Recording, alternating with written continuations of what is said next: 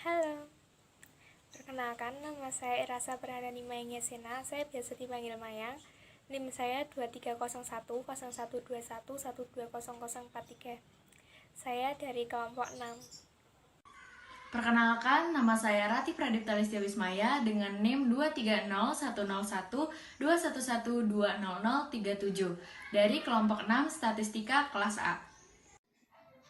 Perkenalkan, saya Faisal Radiansyah dengan NIM 23010121200054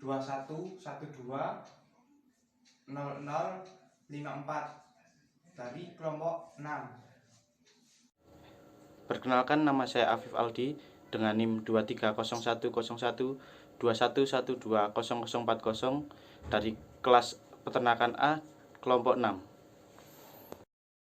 Perkenalkan, nama saya Tegar Setiatmaja dari kelompok 6 Statistika. NIM saya 23010121120041. Saya Evi Chandra Dewi dengan NIM 23010121120003 dari kelompok 6 peternakan A. Saya Nila Delia Putri dengan NIM 230101111200057.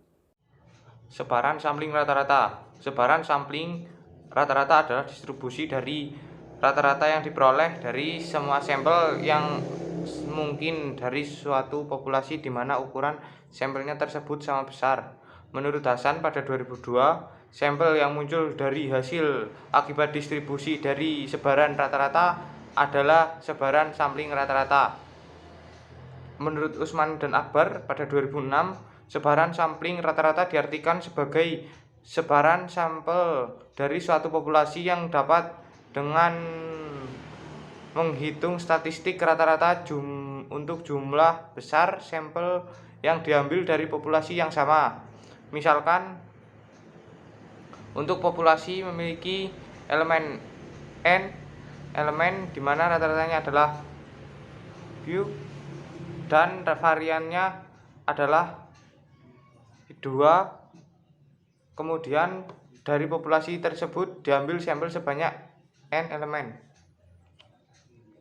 Distribusi sampling dibedakan menjadi dua. Yang pertama dengan pengembalian, di mana anggota yang telah diambil untuk dijadikan sampel dikembalikan kembali dan dijadikan satu dengan anggota lainnya. Cara pengambilan dinamakan sampling dengan pengembalian. Yang kedua, tanpa pengembalian. Pengambilan sampel dapat disebut dengan tanpa pengembalian jika anggota populasi yang telah diambil untuk dijadikan sampel tidak disatukan dengan anggota populasi lainnya. Jika pengambilan sampel dilakukan dengan cara pengembalian, maka banyaknya kemungkinan kelompok sampel yang akan terbentuk adalah jika pengambilan sampel dilakukan tanpa pengembalian, maka banyaknya kelompok sampel yang akan terbentuk adalah Dalam distribusi sampling rata-rata berlaku dalil limit pusat, yaitu ketika pengambilan sampel dengan ukuran N sampel acak sederhana dari suatu populasi yang berasal dari distribusi apapun, maka distribusi rata-rata sampel dapat didekati dengan distribusi normal dengan syarat ukuran sampel yang besar. Biasanya disepakati ukuran sampel yang besar adalah N lebih dari 30. Kemudian, teorema limit pusat menyatakan hal-hal sebagai berikut. 1.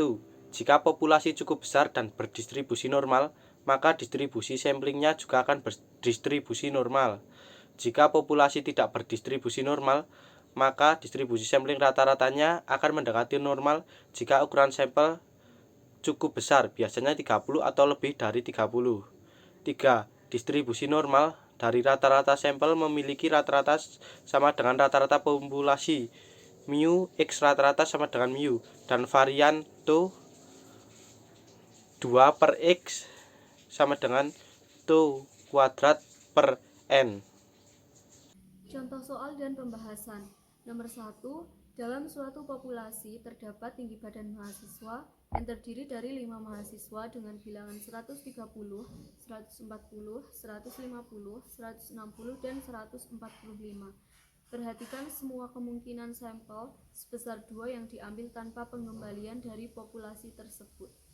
Tentukan nilai rata-rata populasi, simpangan baku populasi, nilai rata-rata dari sebaran sampling rata-rata, dan simpangan baku dari sebaran sampling rata-rata. Penyelesaian. Dari soal dapat diketahui jumlah populasinya 5, kemungkinan sampel 2. Tentukan rata-rata populasi. Rata-rata populasi bisa dicari dengan rumus jumlah seluruh tinggi badan mahasiswa dibagi jumlah populasi. 130 ditambah 140 ditambah 150 ditambah 160 dan ditambah 145 dibagi 5 ketemunya 725 dibagi 5 sama dengan 145. Jadi rata-rata populasinya adalah 145.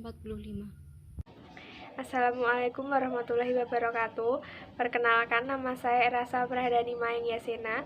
Di sini saya akan menjelaskan mengenai contoh soal dari simpangan baku populasi dan juga simpangan baku dari sebaran sampling rata-rata.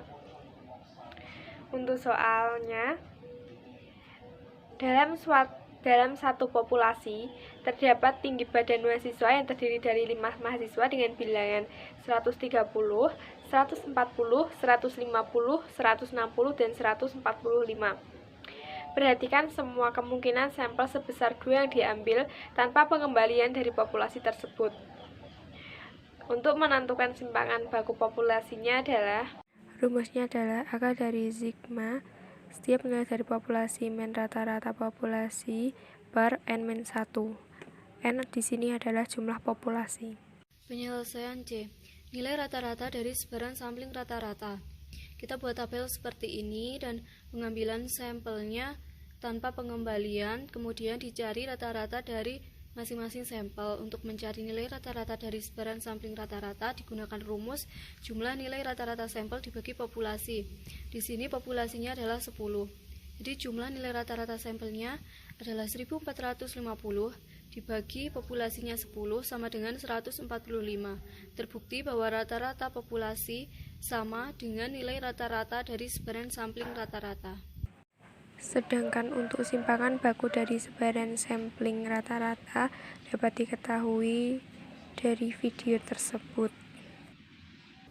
Contoh soal nomor 2, sebuah populasi tinggi badan mahasiswa terdiri atas 5 bilangan, 135, 145, 155, 165, 140.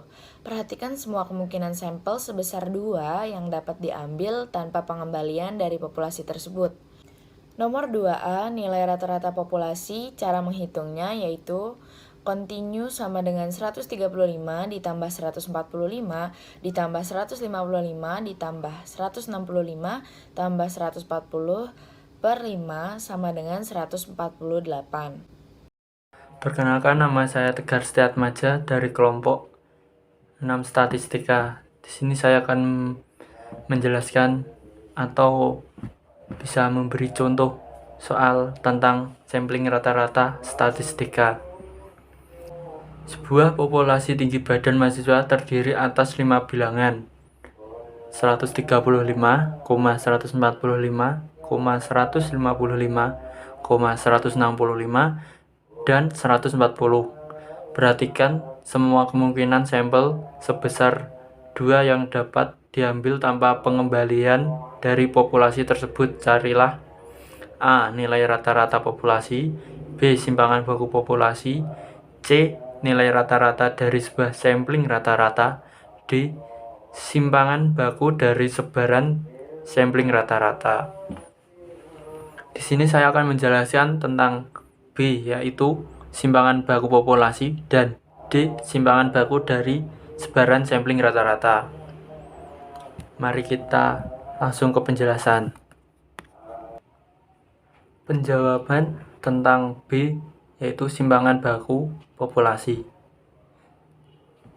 Sigma atau standar deviasi populasi sama dengan akar 135 tambah 145 tambah 155 tambah 165 tambah 140 per 5 sama dengan 12,41. Selanjutnya kita masuk ke contoh soal nomor 2C. Di situ ada contoh soal nilai rata-rata dari sebaran sampling rata-rata. Pembahasannya nomor 2C.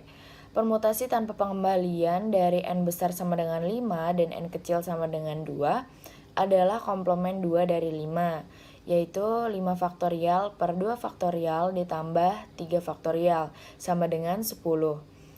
Nilai rata-rata sampel dari ke-10 sampel tersebut itu adalah 135, 145, 145, 155, 155, 165, 165, 140, 135, 140, 145, 145, 165, 145, 145, 165, 140, 135, 140, 145, 140, dan 135, 140. Maka nilai rata-rata dari sebaran sampling rata-rata adalah 140, 145, 150, 137,5, 150, 155, 142,5, 160, 147,5, 152,5. Jadi continue X-nya itu cara menghitungnya jumlah rata-rata sampel dibagi dengan 10. Jadi 1480 dibagi 10 sama dengan 148. Dan saya akan menjawab tentang simpangan baku dari sebaran sampling rata-rata, yaitu pertama kita mencari rasionya terlebih dahulu, yaitu N kecil ukuran sampel per N besar ukuran populasi kali 100% sama dengan 2/5 kali 100% sama dengan 40%. Terus selanjutnya sigma per X sama dengan sigma per akar ukuran populasi kali akar ukuran populasi kurangi ukuran sampel per ukuran populasi kurangi 1 sama dengan 12,91 per akar 2 kali akar 5 kurangi 2 per 5 kurangi 1 sama dengan 12,19 per 1,4142 akar 0,75 sama dengan 7,4054. Sekian, terima kasih.